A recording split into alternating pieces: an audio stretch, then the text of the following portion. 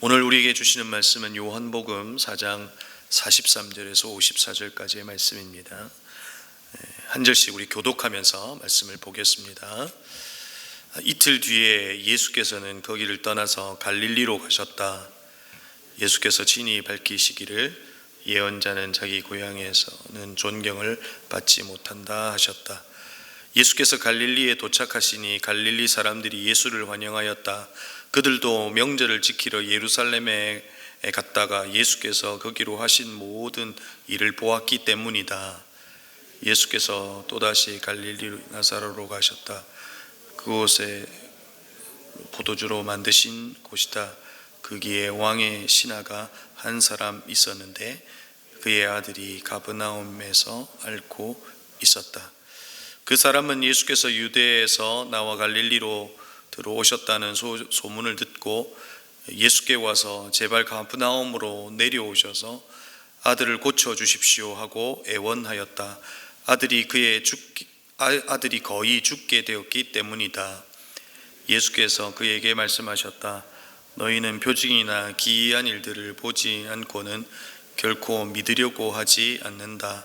그 신하가 예수께 간청하였다. 선생님, 내 아이가 죽기 전에 내려와 주십시오. 예수께서 말씀하셨다. 돌아가거라, 내 아들이 살 것이다. 그는 예수께서 자기에게 하신 말씀을 믿고 떠나갔다. 그가 내려가는 도중에 종들이 마중 나와 그 아이가 살았다고 보고하였다. 그가 종들에게 아이가 낫게 된 때를 물어보니 어제 오후 1시에 열기가 떨어졌습니다 하고 종들이 대답하였다. 아이의 아버지는 그때가 예수께서 그들에게 내 아들이 살 것이다 하고 말씀하신 바로 그 시간인 것을 알았다. 그래서 그와 그의 온 집안이 함께 예수를 믿었다. 이것은 예수께서 유대에서 나와 갈릴리로 돌아오신 뒤에 행하신 두 번째 표징이다. 아멘. 여러분에게 고향은 어떤 곳입니까? 저도 설명절에 고향을 찾았습니다. 친구와 이렇게 누워서 별빛을 보던 곳, 또 명절이 되면 동네 형들과 술래잡기를 하면서 놀던 곳이 그대로 있습니다. 나의 과거의 이야기를 묻어둔 곳이 바로 고향인 것이죠. 그런데 고향을 가지 못하는 이들이 있습니다. 우리는 이들을 실향민이라고 부르죠. 신대원에 있을 때 그 탈북한 중고등학교 학생들을 가르치는 학교가 그 신대원에 함께 있습니다. 굶주림과 생존의 위협 속에서 북에서 남으로 이렇게 탈출한 이들, 중고등학생 아이들을 가르치는 곳이죠. 근데 아이들에게 이렇게 물었습니다. 한국에 이제 와서 보니 이렇게 살기 좋냐라고 물었습니다. 제가 기대했던 답은 이곳에 오니 너무 좋다는 이야기를 기대했지만 아이들은 좋은데라고 말하며 한마디를 더 붙입니다. 고향이 그립고 가고 싶다는 겁니다. 사실 이 이야기 좀 힘든 부분이었지만 그들이 그곳에 가고 싶다 이런 이야기를 하더라고요. 이처럼 고향은 나의 추억이 있고 나를 있는 그대로 받아주는 엄마의 품과 같은 곳이 고향이 아닌가 생각합니다. 그런데 오늘 말씀에 예수님은 개역개정에서는 선지자라고 표현되어 있고 또 오늘 우리가 보고 있는 세 번역은 예언자라고 표현했는데 예언자가 고향에서 높임을 받지 못한다는 말씀을 하십니다. 그리고 45절에는 예수님을 환영하였다라고 하는 기록이 또한 기록되어 있습니다. 좀 이해하기 힘든 부분이죠. 여러분, 이 부분을 성경 해석자들이 난제라고 규정하고 다양한 해석들이 나오기 시작합니다. 그런데 오늘 우리가 보고 있는 세번역 성경은 이 부분을 괄호로 표시해 놓고 있습니다. 왜 이렇게 표시를 해 두었을까요? 요한이 이 내용을 임의로 기록한 것이 아니라 예수님과 동행하며 예수님께서 가르치신 그 가르침 속에서 하신 말씀을 이곳에 기록해 둔 겁니다. 왜 이렇게 기록해 두었을까요? 일반적인 견해는 우리가 앞에서 보았던 그 사마리아의 그 일들을 통해서 예수님은 예언자, 곧 선지자라고 하는 것이 분명해진 것과 또 고향에서 자신을 선지자로, 예언자로 받아들이지 않는 것을 대조적으로 이렇게 써낸 것입니다. 그리고 45절에서 고향 사람들이 오늘 환영하고 있습니다. 그러나 그 환영의 의미 속에는 오늘 이 본문 전체의 맥락 속에서는 어떤 환영입니까? 예수를 그리스도로 하나님으로 높이고 영광 가운데 그를 예수 그리스도를 환영하는 것이 아니라 그가 행하신 일, 그가 보이신 이적에 대한 환영인 겁니다. 그것을 오늘 요한은 그려내고 있는 것이죠. 오늘 예수님께서 유대를 떠나 사마리아에서 이틀을 머무시고 이제 고향 갈릴리로 향하고 있습니다.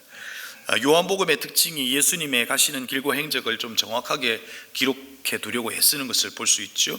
이어지는 46절에서의 이야기는 요한은 갈릴리에서 가나로 향하고 계시고 가나 혼인잔치의 첫 번째 기적이 있었던 곳인 것을 이야기합니다.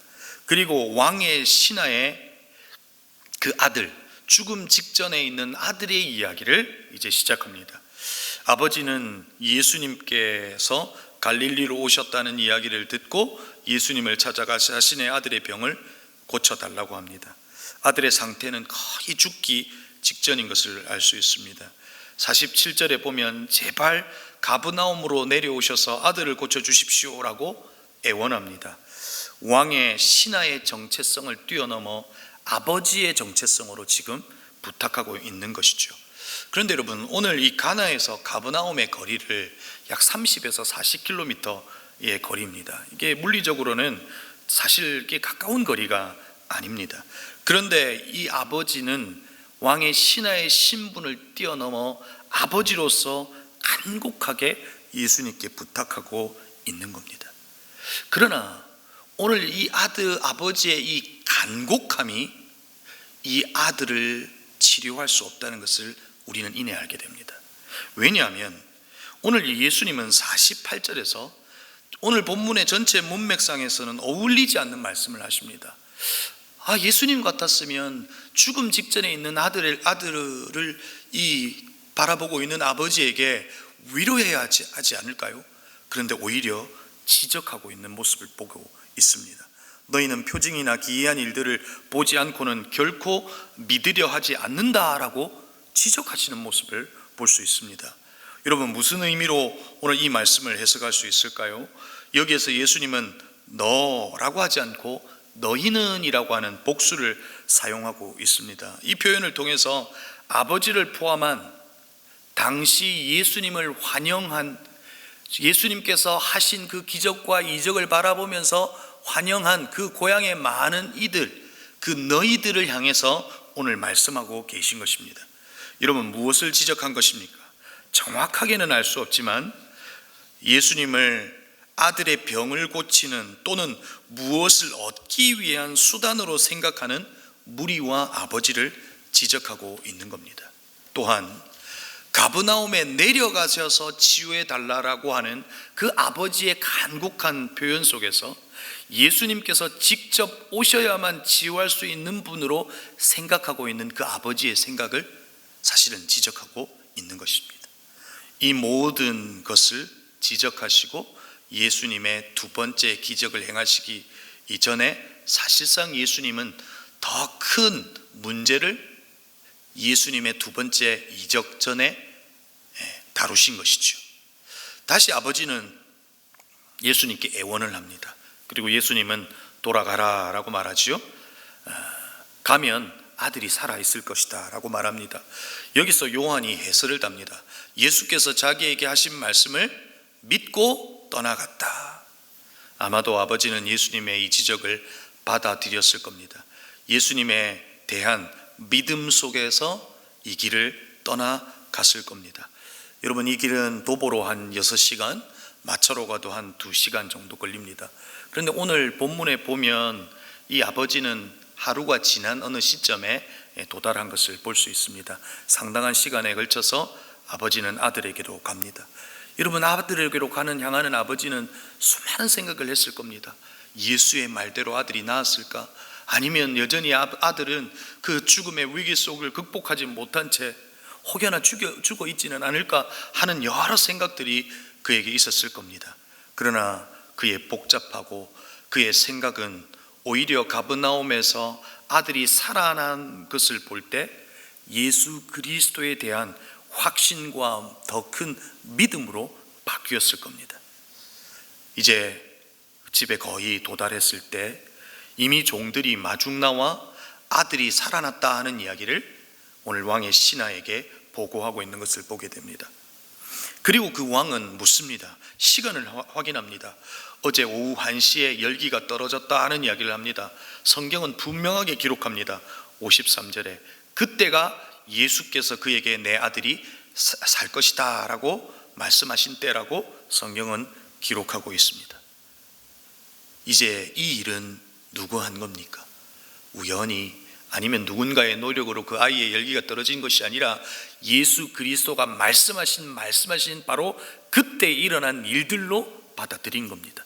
그래서 온 집안이 예수를 믿는 복음의 역사가 일어나는 것을 오늘 우리는 보고 있습니다. 여러분, 오늘 이 말씀 속에서 무엇을 깨닫습니까? 예수님의 공생애를 시작하시면서 예수님은 끊임없이 자기를 증명해 보이고 계십니다. 예수 그리스도의 증명의 클라이맥스는 십자가입니다. 십자가를 통해서 아버지에 대한 우리의 사랑을 십자가에서 확정하시죠. 십자가를 통해서, 부활을 통해서 그분이 누구신지를 증명해 보이시지만 십자가와 부활이 있기 전 그는 예수님이 그리스도이신 것을, 하나님이신 것을 계속해서 증명해 보이고 있는 것이죠. 또한 인류에게 필요한 것이 있다 하는 것을 이야기합니다. 그것이 무엇입니까? 어떤 간절함일까요? 간곡함일까요? 왕의 신하가 보였던 간곡함이 우리를 구원해 주는 것이 아니라, 아들을 치료해 주는 것이 아니라 믿음이라고 하는 것을 이야기해 주고 있는 겁니다. 믿음이 필요하다는 것을 이야기하는 것이죠. 또한 우리가 이 말씀을 통해서 깨닫는 것이 무엇입니까? 예수님은 말씀이신 분의 말씀이라는 겁니다. 갈릴리 사람들은 표적과 기사를 원했지만 예수님은 무엇을 주신 겁니까? 그분의 말씀을 주신 겁니다.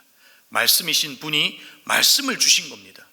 왕의 신하는 그것을 믿었고 예수님의 말씀은 말씀이 된 겁니다.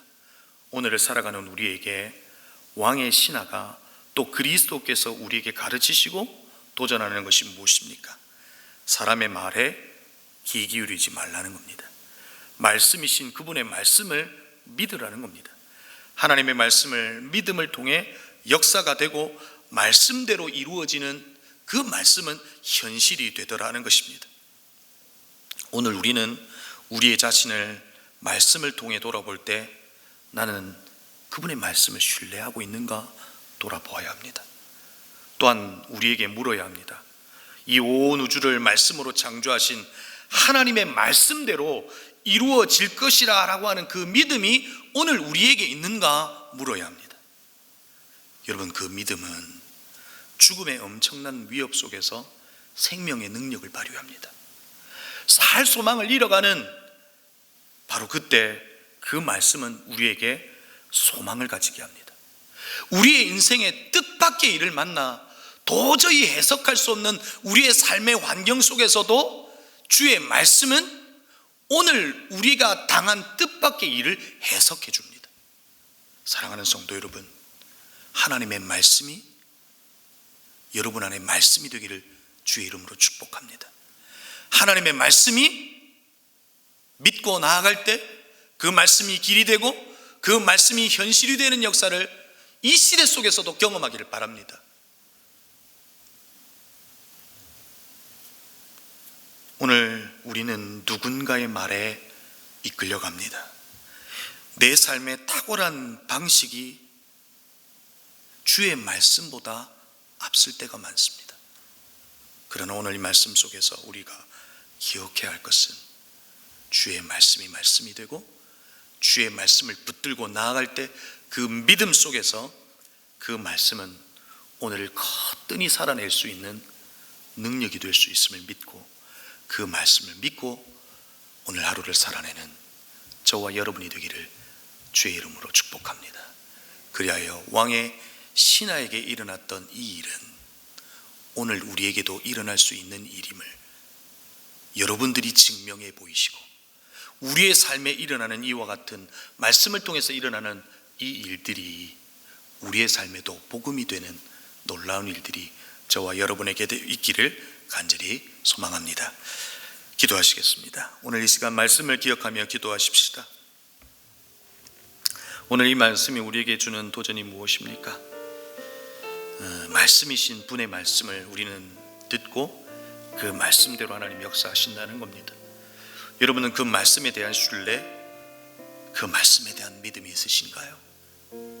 여러분은 어떤 말을 믿고 계신가요? 나를 돌아보아야 합니다.